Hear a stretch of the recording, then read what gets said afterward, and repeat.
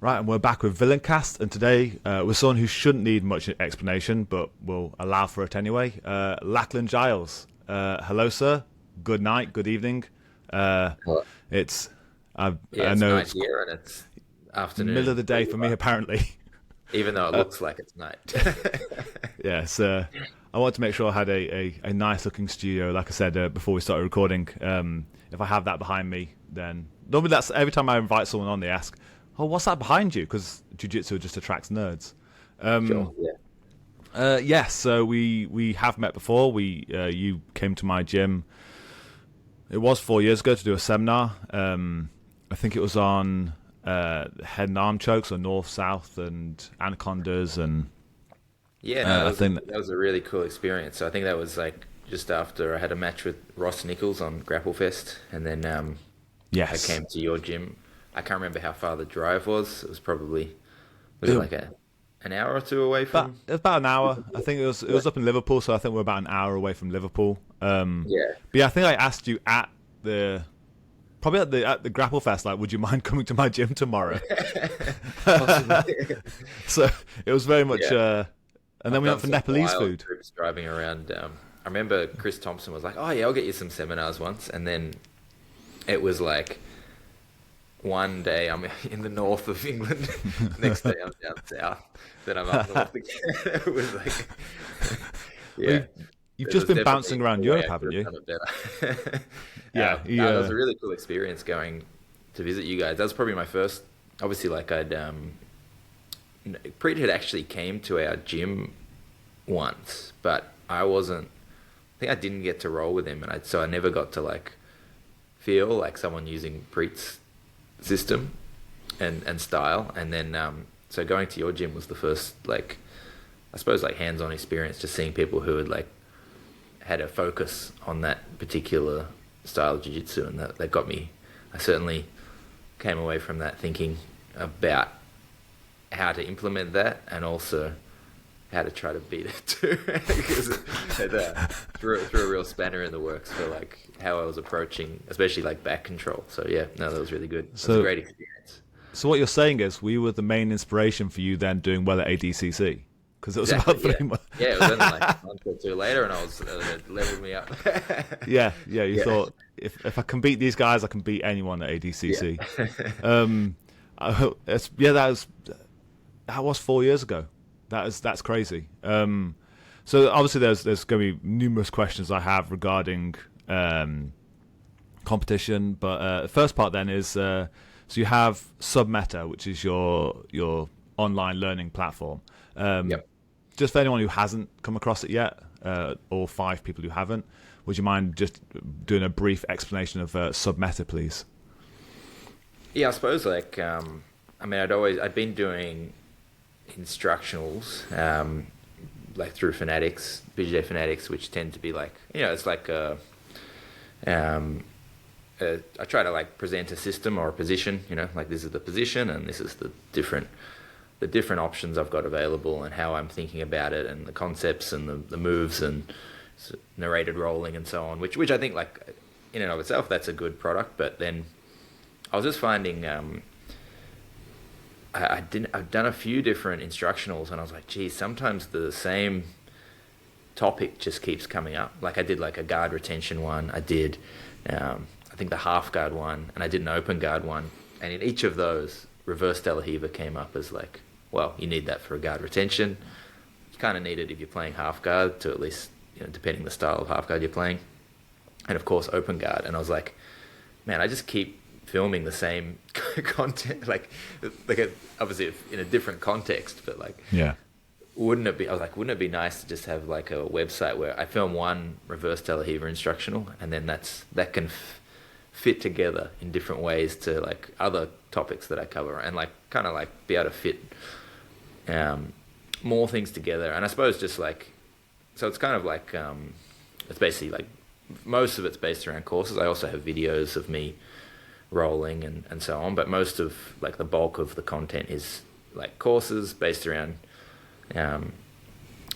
specific systems, and then hopefully in a way that allows you to kind of link together, and under one subscription you can get I think I've got like 120 courses over 120 courses on there now. So like kind of trying to cover all I know about jiu-jitsu. So if someone wants, it's kind of like a one-stop shop as opposed to having to, if you wanted to buy 120 instructionals, which you certainly could, that would cost a lot of money, which I'm sure some people have.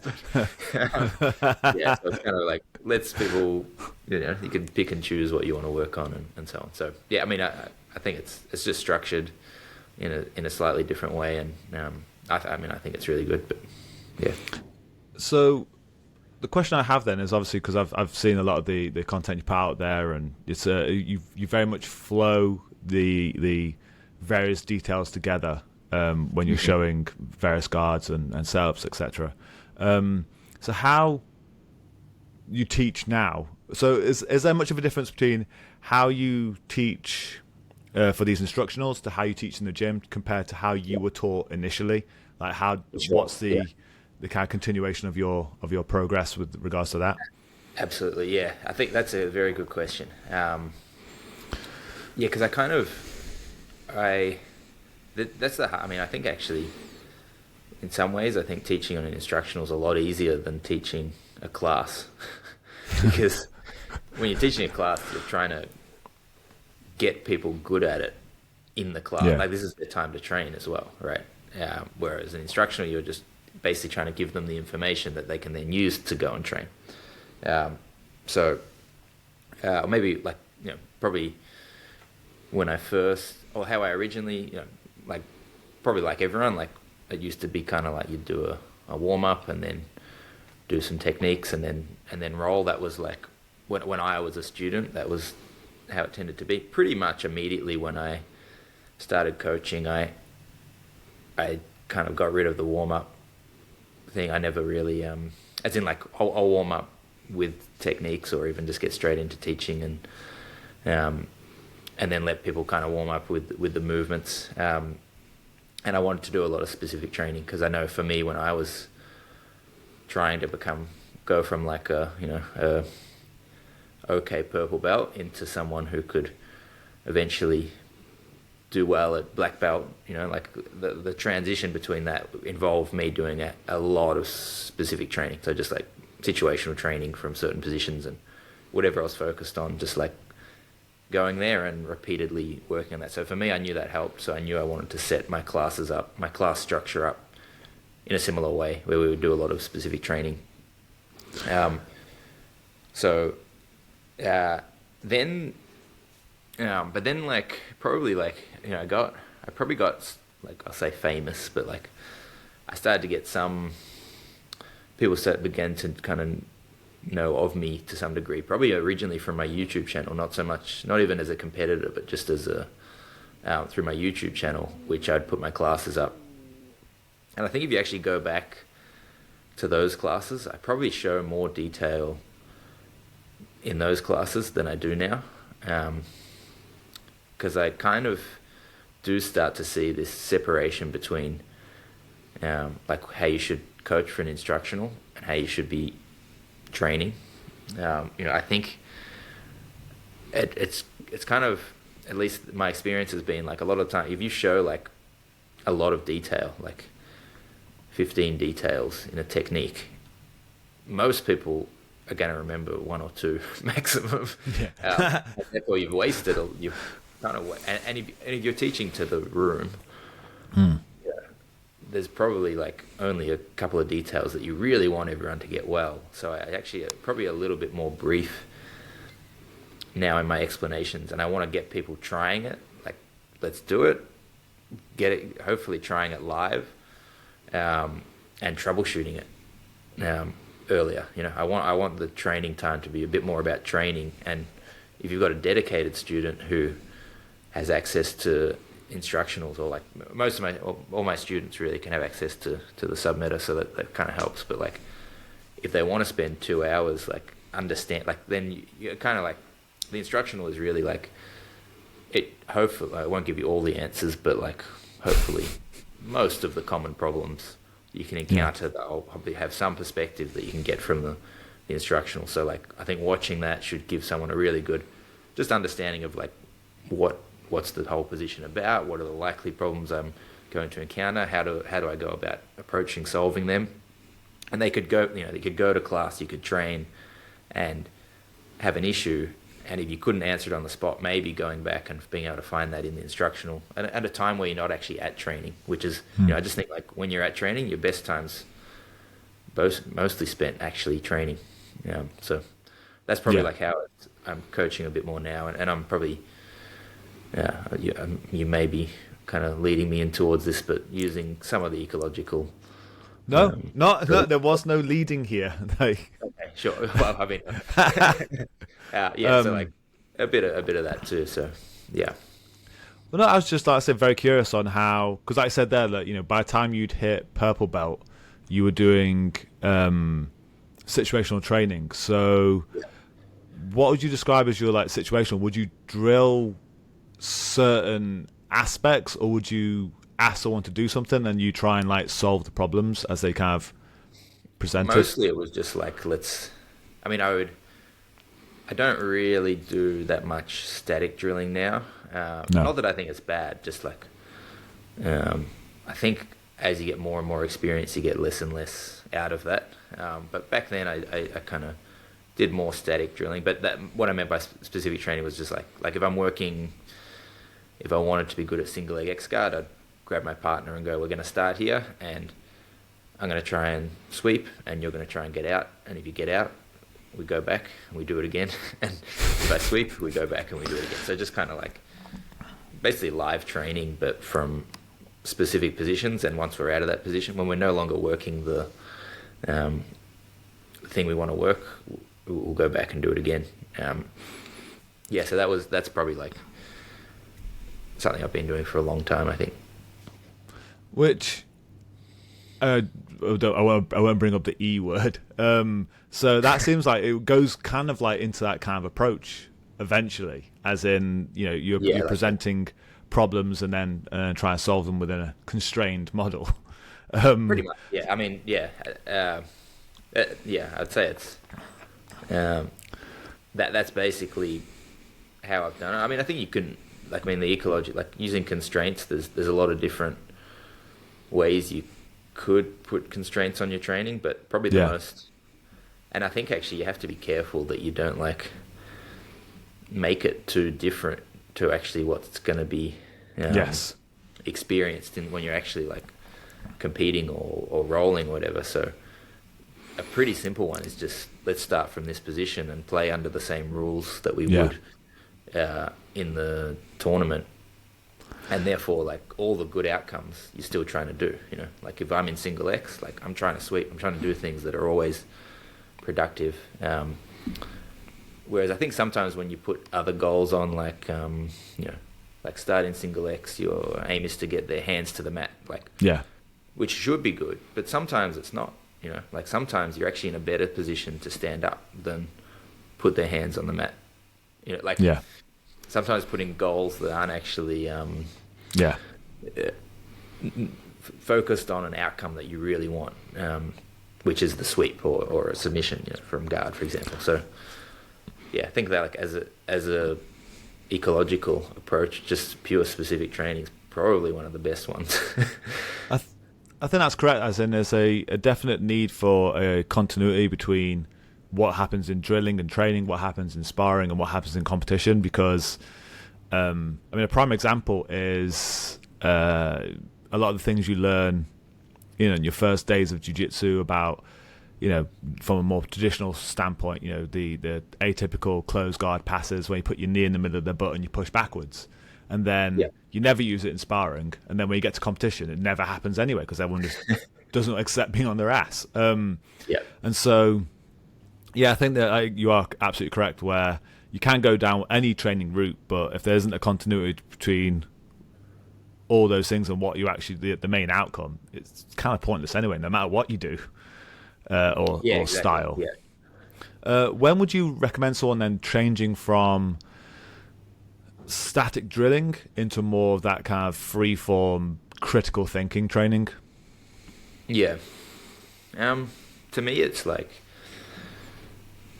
basically when when it's no longer a challenge, which is probably pretty quick. Yeah. So I mostly, I mean, we were talking about like, I mostly work through, I'd say more so like the challenge point framework, more so than like an ecological framework, which is basically just like, the idea is whatever you're working should be challenging. So like if it's too easy for you, you might put some constraints on yourself to make it harder. Or if it's too hard, you might put some constraints on your opponent to make it a bit easier. You know, I want it to be like, I think if you're always succeeding when you're doing something, then you're not really learning. If you're always failing, I won't say you're not learning, but you probably won't keep doing that move. Like if it's not working for you, you might be going like, all right, well, that doesn't work this way. And you might be then trying, you know, it kind of encourages you to try other avenues. But if all the avenues you keep trying stop working, you might just throw the thing out, which is kind of not what we want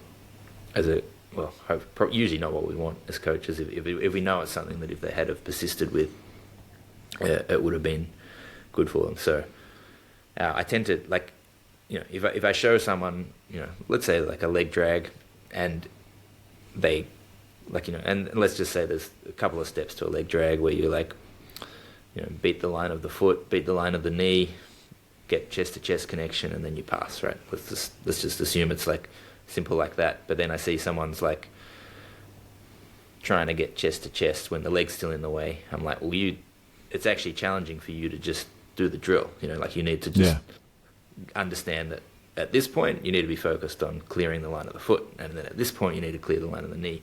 And once I see that they've quite clearly processed that, so I'll generate, like when I'm teaching, I'll just kind of look around the room. I'm like, yeah, pretty much everyone's. It's usually pretty quick if it's a simple technique, but everyone's got the idea of that. I'll try to put like some live resistance into it in some way, and make it challenging again, you know, and probably with some constraints if I can, just to like, usually that's the biggest issue, is you go from like a static opponent who you obviously it's usually works too easily, and then you go live, and you're trying to do, especially if you're trying to work one move as opposed to like, we're no longer going like, let's just pass the guard. It's like, oh, we're trying to get a leg drag on our opponent. It's pretty hard to just do a leg drag if your opponent's trying to defend. So you got to like put some constraints to make it more difficult. It might even be that you start really late. Like let's start near the end of the leg drag where you've got a pretty good chance at winning, and we're going to go live, and then we'll move it back a step if you're doing well. If you're still struggling, stay there. You know, try and fix what's going on. So that's probably ideally how I approach it if I'm doing a good job as a coach that day. It's hard with a whole room full of people though. You know, that's the hardest thing, because everyone's at a different level. It's tough. Ideally coaching should be individualized, I think, but you know, we don't have that luxury as school owners usually. Well, it's something that I've had to try and square that circle recently, is this idea that it's, especially stylistically, about it becoming maybe more competition orientated, where people are returning to their feet more, and the controls changing absolutely. Where when you have different ages, skill levels, sizes in the gym, is that realization that if people are training for themselves, and there's that kind of league table in the gym of, you know, I want to get my next belt, I need to make sure I'm better than this person, I don't want to get beaten by this person. It can cause that, you know, those kind of usual gym issues, like, I'm a purple belt, but I'm getting beaten up by bigger blue belts or whatever. So it was a bit of a cultural change of saying, I kind of laugh as it's like making a communist state of, you know, we're all here for the team, and we're all here for each other's benefit, and you're not here for yourself, which kind of made teaching a room a bit easier. Because then, and also injury rate went way down and everyone seemed a lot happier. But when you've got a room full of individuals at different skills, it's definitely a more challenging thing, because then obviously if you put more effort into, say, be someone who's competing, you think, well, does that lessen the need of someone who isn't competing? then they need you just as much. Yeah. So And even just like the technique choice that you're like, if you're going to teach a class as a whole, there's a lot of things that a big heavyweight's not going to do that like the lightweights are always going to do. And they should, like, you know, the featherweights should be spending all their time, not all their time, but most of their time training this position. And the big heavyweight maybe should spend 0% of their time doing that. Even Yes. some of the positions, like if you were like, you know, 150 kilogram, like very overweight, large person, back control even is probably just like, don't even do it. Don't bother. Like just pass the side control. If they turtle, like turn them back over. Like in terms of your obviously it's worth learning, but like in terms of a competition strategy. So like there's so much variance, even in the positions that we often think like everyone should know. Probably the only thing I think everyone should know is you basically need to know how to escape everything. You know, after that, once it gets to offense, it's kind of starts to become more about individual style and preference. And that's where I try to, although most of my students, my better students probably do this, but most people don't, which is like I say, you know, if you're coming to one of my classes and you got something you want to work that. Like you still got to sit there when I'm talking. Like if I have to show something, like you got to like join in the class and stop and not just like distract everyone on the side. Like just for a moment you can stop, but once it comes time to practice things, like go for it. Do whatever you want, you know. And you know that way you can get people. At least for me, that's a good way to let people kind of work their individual style. And you know, if they're self-motivated like that, that's awesome. What would you consider to be kind of fundamental concepts and motions that you should know as in jiu-jitsu when you first start? Concepts and motions. Fundamental. I feel like, I mean, you could probably like the, you know, there's a lot really, isn't there? But I also think it's all like there's good like Pareto principle type rules, as in like they work most of the time. Like keep your elbows tight is like a pretty, like, you know, don't give your opponent underhooks is like for the most of the times very good advice. Build like understanding frames, understanding like what the guard is and when it's, you know, like why would we want to use guard, and like the importance of maintaining and retaining guard as opposed to, you know, keeping your knees to your chest, and as opposed to like allowing someone in that space and starting to pass. So like obviously defensively, and then probably kind of reverse engineering all that when you're on top, you know, trying to get underhooks and keep your weight on people and separate their knees from their chest. And I suppose there's tons, but off the top of my head, that's probably the main ones. To lead on to it then, how do you introduce those ideas to your beginners? Sorry? As in, how do you go about introducing those ideas to someone who joins your school? So what do you integrated into the, like, we have like a intro class, which is like your first 8 lessons. I think we run through. It's just like you're supposed to just go through, learn the positions and like a couple of major concepts like that. So you know, it's like very minimal detail behind anything like technical they're learning. It's just like a 2 or 3 step process, nothing more. But the idea of that is so that from there on, they're like, no matter where they are in a role, they can hopefully like orient themselves somewhat, like, oh, okay, this is kind of in, you know, this is the guard. You know, I might not be in the exact same guard that I learnt in class, but like I've got my legs there. I understand what the guard is. I can use that. Then we have then the class after that, which is kind of like our fundamentals. Kind of more goes through like, you know, you spend I usually do it like if I had one, it's by position, but I was like, if you had to teach someone mount in one class, what are the what are the things you would teach them in mount for that one class. So I won't spend like a long time. I kind of like rotate through just so they get a good amount of spaced repetition and they kind of get to see all the different positions. And it's probably all confusing at first, but after going through like, you know, a few classes of mount over a few months or whatever, they'll start to like ingrain those ideas. But that's always just like kind of, I've had that one position. How could I teach that in one lesson? You know, and then the more advanced classes I might spend, you know, however long I want really, but sometimes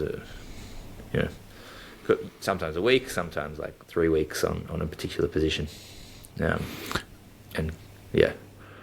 When you have people then gearing up more towards competition, so you've got those fundamentals, those, you know, separating the knees, you've got your moving from static drilling into more situational training.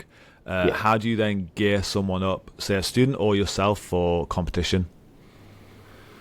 So for competition, I try to like increase the. I mean, you just hopefully they've got. If they're training, they should. I mean, they should always be. If they want to be a competitor, they should always be developing a skill set that's going to be useful as a competitor, I think. So that shouldn't change. What should change is probably like, let's say you're 8 weeks, you know, usually around the 8 week mark for me anyway, possibly slightly longer if it's, you know, like if it's ADCC trials. I'll start ramping up the intensity. So let's go a bit harder. Like let's get more used to the pressure. Sometimes even trying to like, every now and then I'll get, you know, like let's have a few people watching the roll just so you feel a bit more pressure. Yeah. And I reduce the volume a little bit. We're kind of always training to the rule set, but I'll often do a few more things, like, you know, like we've got like someone stalling. Like one person's up by points, the other person's down. You've got to try and score. These sort of things that, I mean, I kind of hate training. Like when I'm trying to just work on my skills, I kind of hate training like that because it's a bit more, I don't know, it's less fun, I think. Like you're dealing with a staller and it's a bit more intense. Like I like to relax most of the time in training for myself, but in the lead up to a tournament, I think you kind of need that. And of course, with all that increased intensity, there's higher injury risk if you don't at least like back off the volume, you know. So I usually do a few less rounds or longer rests, just to make sure, you know, it's not overload. So that's generally how I'll approach like leading up to the tournament. And obviously depending on the tournament, like to be honest, most of our guys now are predominantly training for ADCC, so it's pretty easy, the rule set. But obviously if someone wants to do, you know, we had like Levi was doing gi worlds, so I was doing a lot of training, obviously, like trained a lot of gi stuff and gi grips and IBGF rules with him, so yeah. So obviously you've gone to the JiuJitsu Olympics essentially. What prepared you mentally for that? As in, did you go through any sports psychology, or was there like a specific thing you kind of went into, or did you just do the rest of us and just shit your pants as you walked onto the mat? Pretty much, I think just all of it. It's kind of like the first time I went, I was just happy to be there. Yeah. So, you know, like I've been like 4 times now, so it's like the first time you're like, oh, I've made it to ADCC. This is awesome, you know. And so then I fought Durinho, I think, and lost, obviously. And then the second time, I don't think I believed. I mean, it's always a hard one when people talk about belief, because like the second time I went, I didn't probably believe I could win it, but I thought maybe I could give, you know, maybe, you never know, like on a really good day, I could beat someone. And I got JT Torres first round. So but I think he won that year. Or did he? Yeah. Oh no, he didn't. I think he didn't win that year. But he like actually gave him. I probably did better than I should have, given my level at that time. And then the third one obviously was when I think I lost to JT by like 2 points. Yeah. It was like overtime and lost by 2 points. So I was like, oh, okay, like that's not, for someone who's like, JT is obviously like one of the best, and he kind of showed that the next one and won. But to be able to give him a tough match was, I guess, confidence boosting. And then for the following one, I mean, I didn't even do well in my division, but in the open weight, that's when I had my kind of breakout performance. So yeah, yeah. But even then, like, it's kind of funny, like, because when I went into that open weight, I wasn't there thinking, oh yeah, I'm going to beat Kainan Duarte. I just like, I knew I had a chance. Like, if I got to a heel hook, that's the way to beat him. So I was almost like forced to be very maybe aggressive at trying to get my game going, because I knew that's the only way I can win. So if I don't get there, like, I'm going to get squashed by this beast of a human. So I've just got to, like, I maybe made me a bit more aggressive, where I might be more hesitant against someone who I think I've got other ways to win. So yeah, maybe essentially, yeah, there was no like sports psych. It was just a slow growing in confidence over time, I think. Yeah, that makes sense. Because I remember I've talked to numerous very high level black belts, elite level competitors over the years, and I've asked, what have you done to mentally get in the headspace? And some have seen sports psychologists, and they've said they go into a different headspace. They become like a character, and yeah. So it's not them on the stage; it's someone else. So I was just wondering, because you hear about, I think Cowboy Cerrone was one that he something like he throws up before he still gets in the cage, but they can kind of like perform. The funny, I was just wondering, yeah, I know Jeff Glover he was like vomiting before really ADCC, and I was like, but he's not even taking it seriously. He's running around. He's giving. Yeah. Like, yeah. Maybe that was like, maybe even his antics are kind of part of the nerves. Maybe, I don't know. Yeah, because I was like, this guy's just having fun. Like, he's turning his back and doing donkey guard and all this sort of stuff. And I thought he was just like, didn't care at all about it. But then, yeah, he was like throwing up backstage before the matches. So I was like, okay, maybe that's like his way of dealing with nerves. That's so I think but yeah, that character thing's probably good. There's probably some good stuff from seeing a sports psych. I probably should have done that, but here we are. Too late now. Yeah, because I again, I think when I was coming through competing, and before Grapple Fest and going on to that personally, the way I kind of did it was I read a lot of what NFL coaches, what kind of advice they gave their athletes about what visualization means, about taking things back under your control. It's only when you're starting to worry about the things that you can't control that you're going to start to panic and get nerves. And so it was the Grapple Fest. We were at. You had yourself and everyone else kind of in the warm-up area. I was kind of around the side having a sleep, because I thought that's the only way I deal with my nerves, is I set my bag up and just slept until about 10 minutes before I went on. Obviously, it didn't do well because, I almost got him until he broke my ankle, and then I didn't get him. Maybe I should have warmed up properly. Yeah. But then I see, I think the Rotolo brothers were there one year whilst I was warming up, and they were just heel hooking each other. Like, just grabbing a heel hook and just holding them on. And I was like, that's not normal. These days, I like to roll before I compete. Like, yeah. I get it. You probably get it. I think everyone gets it. But like, you kind of like, if you spend like 2 or 3 days not doing jiu-jitsu and you're about to compete, I kind of feel like, do I know what I'm doing? It's just like, I feel a lot more confident when I get a grip. Just like in the lead up, the morning of, or even just a few hours before I go out, just get a grip and like do some moves. I'm like, oh, that's right, I do know what I'm doing.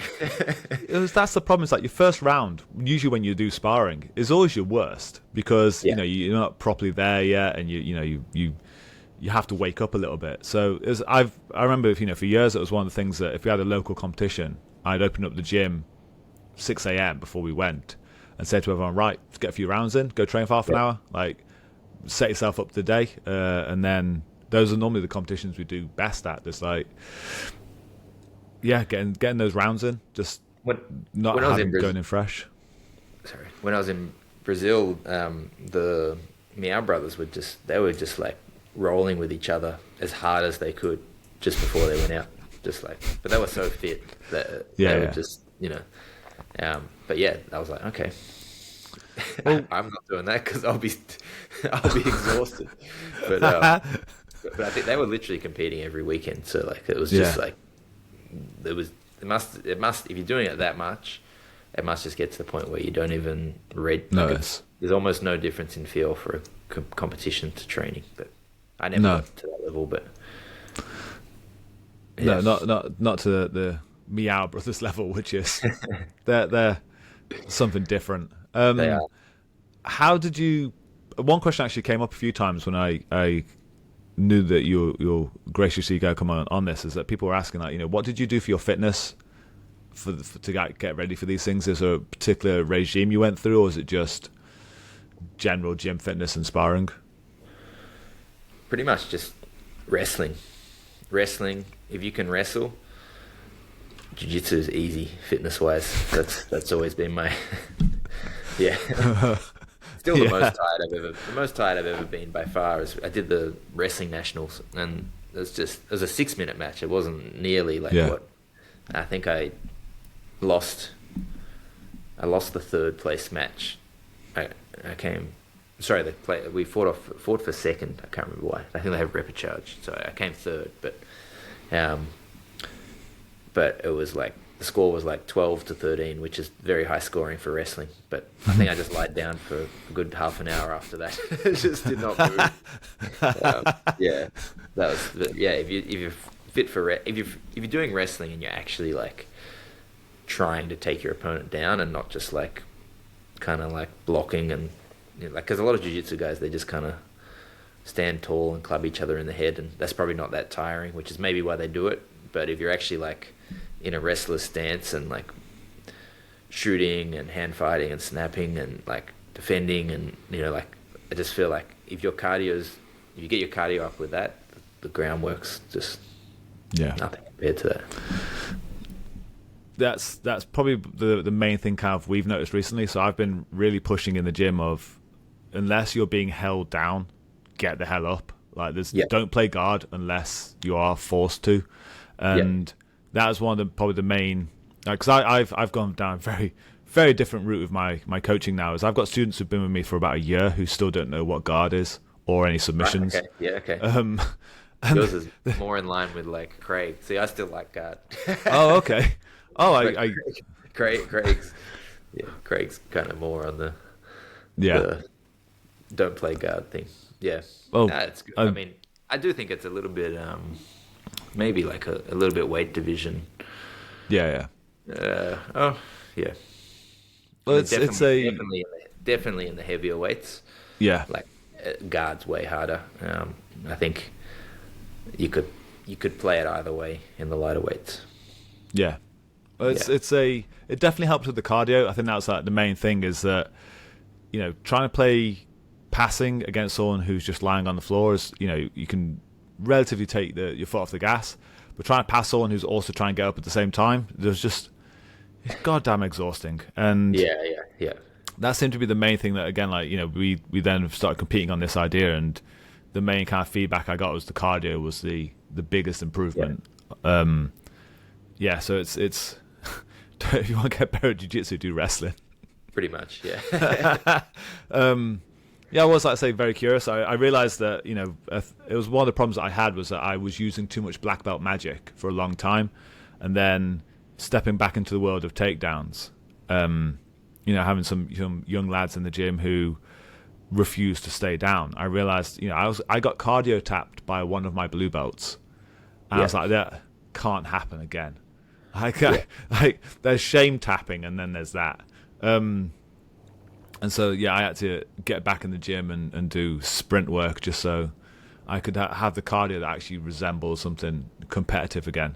That kind of then carried on to the idea of continuity between drilling, sparring, and competition, just change the intensity.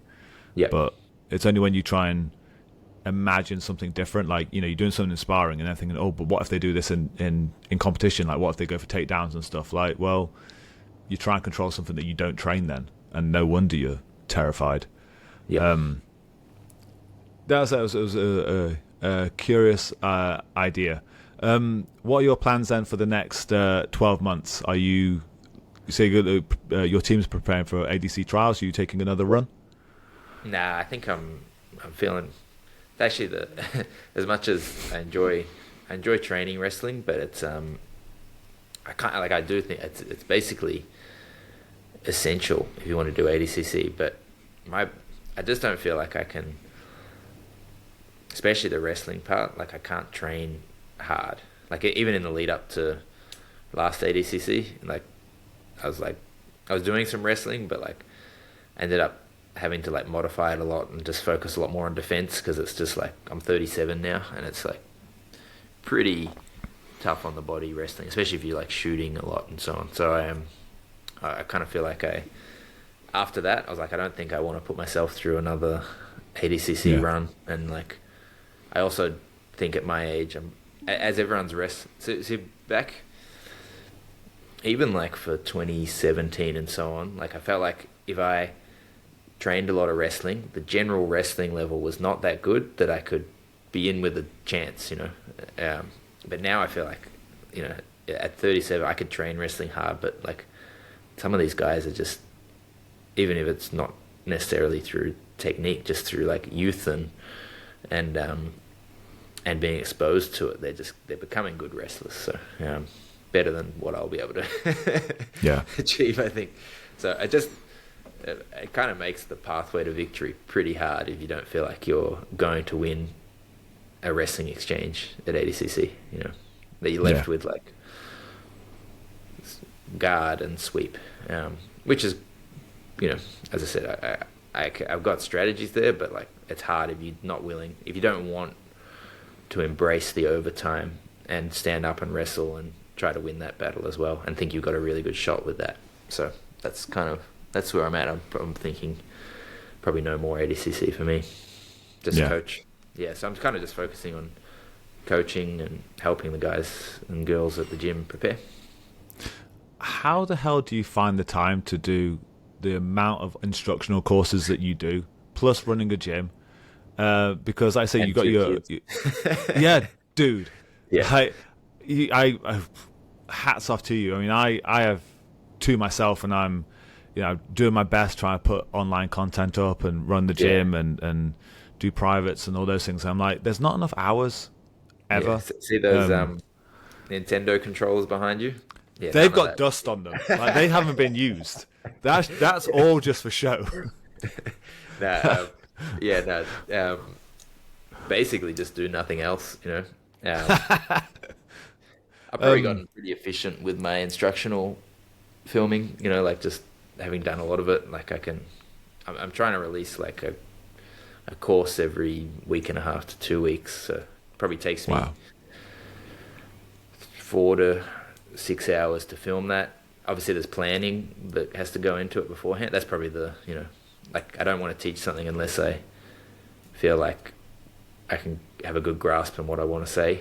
So sometimes that involves even a few. It might be like multiple things I'm working on at once, just like trying to get my head around like how to teach it. And I'm usually I try to like teach the thing that I want to teach in the instructional. I'll often teach that in class as well, so I can see where people are messing up and so on. So I can kind of combine that a little bit. Once it's filmed, the editing probably takes like maybe like 6 or 7 hours. So yeah, it takes a bit of time, but it's manageable. You're doing very well. Like I say, it's something that I'm trying to get the consistency, like running this podcast, etc.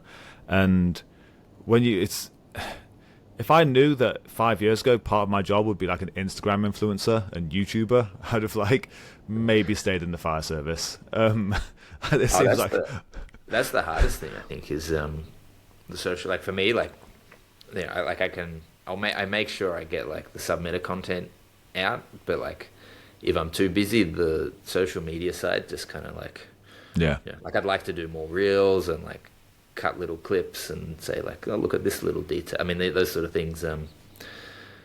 Take Even time. though I feel like it's all on there in much more and better detail on the website, it's just like having these like bite-sized things seems to be good at, I don't know, getting people's attention and building up your following. So I mean, I'd like to do more than that. That's something thinking I should probably hire someone to do, but Yeah, yes. don't do it yourself. It would drive you insane. Yeah. So one last question then, because I know it's getting close to 11 for yourself. You've just been to Iceland, to Reykjavik, to Molnir, I believe. How did you find it? It was It's really, how's that gym? What a gym! That's so cool. And there's some big people in that gym. I know. That's the Icelandic diet. Yeah. I don't know if I could stand growing up in Iceland. I'm already short as it is, so yeah. that would change your jiu-jitsu completely. Yeah. Because I go over there. Gym was a good experience, and pretty good turnout, and then like got to see some of the sites afterwards. So I had fun. It's I go over there a few times for the BJJ Globetrotters camps, and it's always the hardest camp. Like it's unique because if anyone hasn't seen the Molnir gym, definitely look up the trailer for it on YouTube. They've got sauna, they've got hot tubs, cold tubs. It's a fantastic, massive gym, and you need all those things because once you fought all those Icelandic guys, it hurts. You need to go jump in something cold afterwards. They used to have a bar in there. I think they've decommissioned it now, but there used to be like a full Viking bar. Oh, right. Actually, someone was telling me that. Yeah, I didn't get to see it, but it was. Yeah, it's on the right just as you walk in, but I think it's not there anymore. But that's how you run a gym. Yeah, definitely. I'd love to have a gym like that. That's that's the goal now for all of us. I mean, I'm sure rent in Reykjavik because everything's expensive there, but in Melbourne, I think I don't know what it would cost to have something like that, but beyond what it might be worth. Yeah, exactly. I don't think we'll get that. I think they've got some of that in the region of like 2,000 members, so I think that helps pay for it. Oh yeah, for sure. Yeah, that normally helps. That's most of Iceland at that point, or 3 families worth. It's only like 300,000 or something in the population. Something crazy. Yeah, for the entire island, it's a tourist hotspot. Hopefully, I get to come over to Australia at some point. And I hopefully get to come train with you guys. That'd be great. That'd be really cool. I know we talked about it just before when you last over in Newcastle. So I'd love to come over to Melbourne, and then a certain pandemic landed, which kind of shat on that idea. But I've had invites out to Tokyo, etc. So hopefully I'll just keep going, and I'll come by. It'd be awesome. It'd be really good. Yeah, I'd love to come over and train with you guys and meet your students.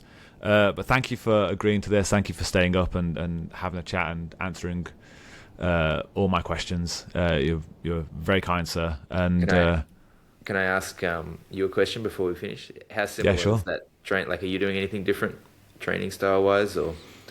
I know you talked about like obviously like tactically, like building back up and standing up, but like training methodology, like drills. How I've gone these days is I don't teach any submissions at all.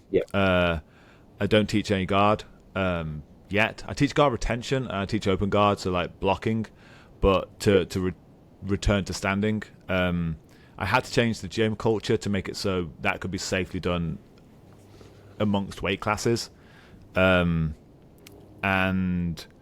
it's essentially like you kind of said it as well, like the idea of not allowing someone in between your knees and your armpits, not letting someone behind your head to snap you down or get hold of your neck in general, keeping your balance, keeping your posture, and I find I teach less now. I think you said something very similar with regards to less detail. So all I do is I give a strategy and a kind of wide constraint of, right, I want the bottom person, I want you to get back to your feet, and I don't want someone to get ahead of your knees as you do it. And I want you to return to posture, and person on top, you're going to create puzzles for that person to solve. So you're not in competition with each other. It's not a game. There's not a because then it kind of implies competition. One person's creating puzzles for one person to solve, which I think you kind of, it was very similar to what you said about situational, is that I'm going to try and sweep you. If I get you, great. If I can't get you, then we'll go for it again, which is pretty much the exact same way. Is I'm creating puzzles for you to then solve, and it's just revolving around that. So essentially, I'll start the class off. I'll give the day strategy of where I think we're at, and then I'll fuck off and drink coffee for an hour and leave them to it. And they're happier for it, and it means then that it's people. One of the main complaints most jiu-jitsu gyms here is that when people start is that I don't know what I'm supposed to be doing, but given that kind of very broad idea of don't let them in your armpits, get to your feet, keep your balance, do not fall over, because if you can't go to the ground, jiu-jitsu ain't going to work on you. Which, funny enough, we don't have a wrestling program, but people comment on our wrestling just because as soon as it's stand up, you're gonna but it's jiu-jitsu has a takedown element, but the second you do anything involving takedowns or being upright, but it's wrestling, it's jiu-jitsu. Why is it so weird? And then it's that kind of idea that I think Kit Dale said it recently I saw an advert of it's easy to kind of memorize something in 5 minutes, not memorize, but like copy something multiple times in 5 minutes, which most coaches will change the drill every 5-10 minutes just due to boredom or something, or feeling they have to add value by keep on talking.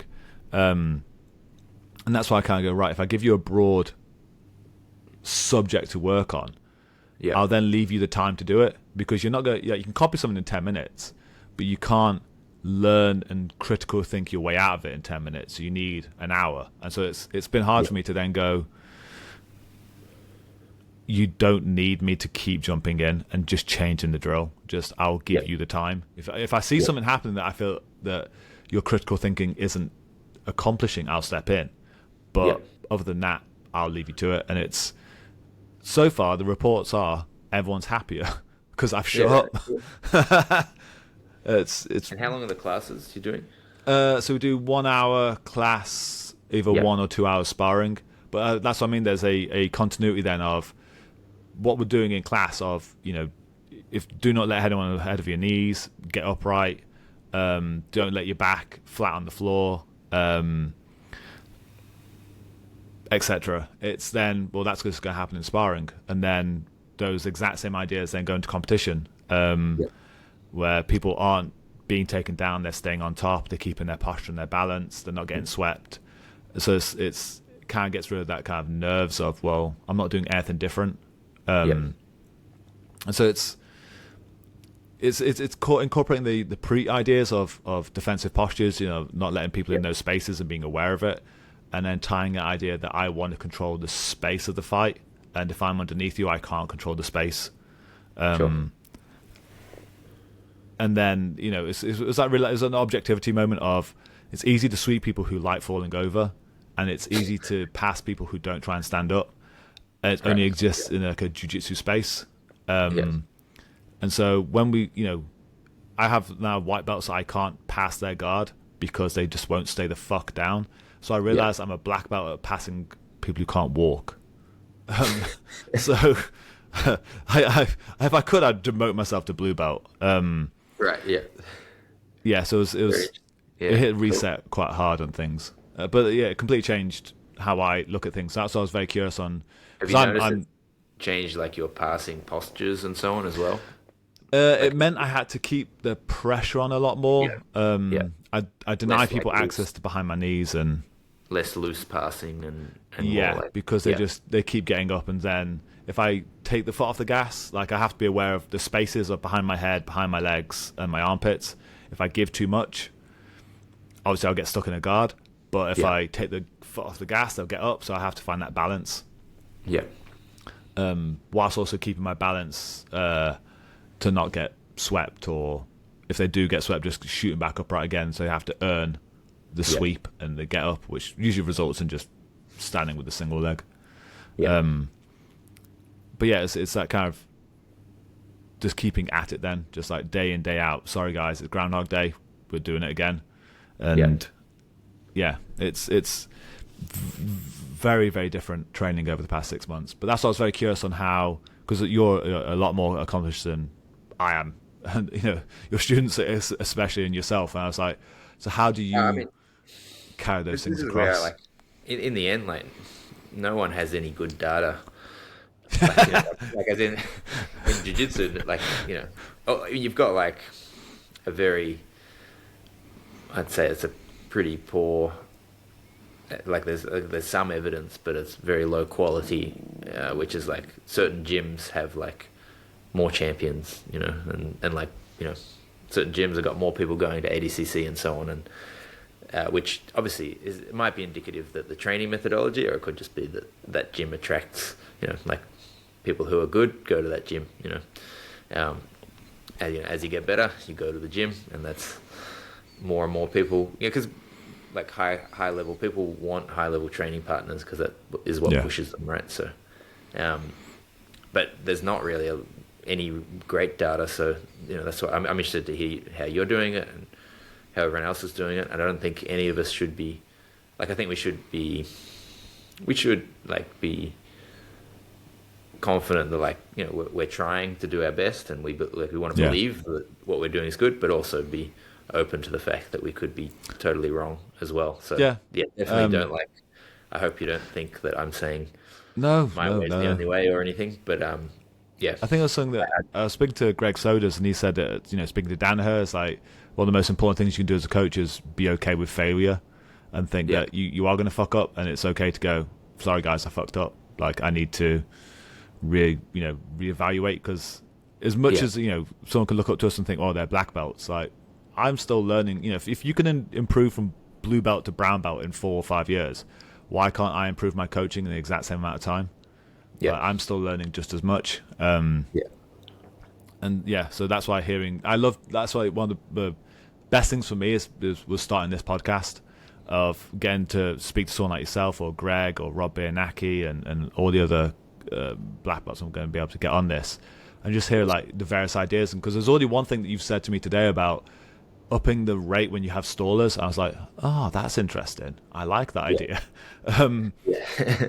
And so it's like this is a learning platform for me just as much as anyone else. I want to evolve, and how can I talk to people about how they do it, and how they coach and how they learn, because that's always, like, again, like one of the interesting parts is that how I learned jiu-jitsu and how I improve wasn't how I was teaching. And so why was I inflicting upon other people something that I don't even believe in myself? Which is interesting. Like, do you dry drill? No. That's where I kind of like to, like I was kind of good in that I started teaching the way I thought I learned best. But since then I've kind of thought, well, just because I learned best, doing this specific training. Is there even better ways, which I think there is. I just got to keep finding them.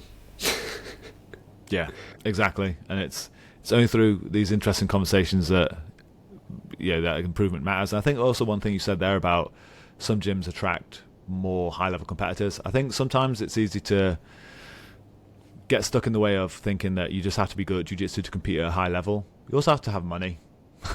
You can't. These competitions are expensive, and they're sometimes nowhere near where you live. It's easy to go compete at Worlds, if you're in America, but when you're on the other side of the planet and have 2 kids, it gets expensive. And I think that can be one of those more defining aspects. Like, if you're in the middle of Times Square, for example, and you live in New York, you may have more money than most people. And you may have more of those people like coming through your gym, which is unfortunate, but it's part of the aspect of the sport, I guess. Like, you have to kind of self-fund your way through to these things unless you have sponsorship. You always got to wonder how many people were, had the potential to be the next big thing, but then just decided against it for whatever reason. It is a pretty risky career path to take. Anything related to jiu-jitsu, like, if you've got opportunity to, for a stable job elsewhere, you've got to be a bit of a risk taker to go with the jiu-jitsu approach. As a life choice. Well, it's like you think you've got to have the financial backing to be able to train most days, every day, and pay your gym subs, or train at a fitness center. Then you've got to be able to fund going to the competitions, and the competitions ain't cheap. And so, yeah, like I say, the amount of people, and then you got these small towns, and you think the amount of people that could have passed through my gym, your gym, or any kind of adjacent gym, who could have absolutely had the mental fortitude and the physical characteristics to get to the highest level, but they needed to earn money and eat. Which is kind of sad. That's the more defining characteristic than actual jiu-jitsu skill. Oh well, maybe we'll set a fund one day to get all these good people there. Thank you for your time, sir. I won't keep you any longer, and it's been a great, a lot of fun talking to you, and I hope that next year I can come over and visit you guys, or when you're back in Europe again, I'll make the trip. Thank you, Naz. It was a really good podcast, so No, look forward thank to you. It's chatting soon. been a pleasure. Thank you, sir.